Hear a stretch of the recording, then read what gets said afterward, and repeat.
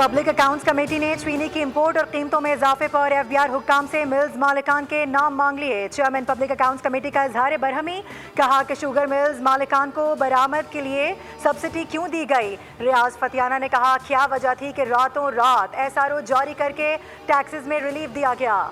चीनी की कीमत की मद में कौम के साथ 287 अरब रुपए का धोखा किया गया। कभी कहते हैं कि चीनी सरप्लस है और कभी शॉर्टफॉल का बताया जाता है। मुइन पीरजादा ने कहा फसाद की जड़ शुगर एडवाइजरी बोर्ड है, शुगर माफिया हुकूमतों का हिस्सा है। सेक्रेटरी सनअत पैदावार ने कमेटी को ब्रीफिंग देते हुए कहा कि शुगर इंडस्ट्री को सूबाई हुकूमतें रेगुलेट करती हैं। चेयरमैन पीएससी ने कहा कि आपसे शुगर मिल्स मालिकान की तफसीलात मांगी थी, कहाँ हैं। वजारत सनअत पैदावार ने शुगर मिल्स मालिकान के डायरेक्टर्स, चीनी बरामद और दरामद करने वाली शुगर मिल्स की फहरिस्त पेश कर दी। ऑडिटर जनरल ने कहा कि चीनी की कीमतों में हालिया रद्दोबदल से शुगर मिल्स ने 300 अरब रुपए कमाए।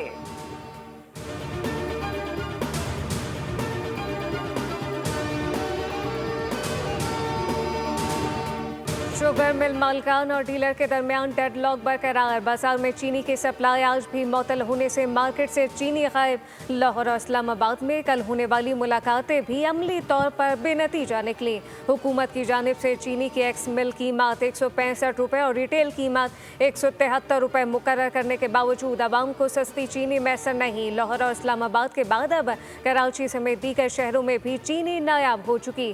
जहाँ चीनी दस्तयाब है वहाँ इसकी कीमत 190 से 200 रुपए फी किलो तक पहुंच गई। दूसरी जानिब इंतजामिया ने गुज़िश्ता 24 घंटों में महंगी चीनी फरोख्त करने और जखीरा करने पर 127 दुकानदारों के चालान किए, जबकि 7 दुकानदारों को गिरफ्तार करके मजमूई तौर पर 2,28,000 रुपए के जुर्माने किए गए। 4 दुकानें सील की गई।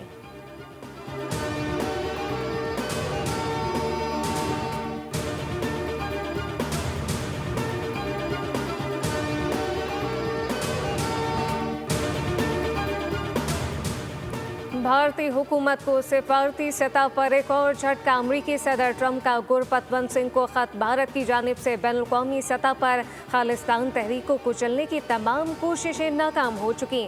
खत भारत की सिफारती हिकमत अमली की नाकामी और खालिस्तान तहरीक की आलमी बाज़गश का सबूत है। अब तक 27 बार पाकिस्तान और भारत के दरमियान जंगबंदी का दावा सदर ट्रंप पहले ही कर चुके।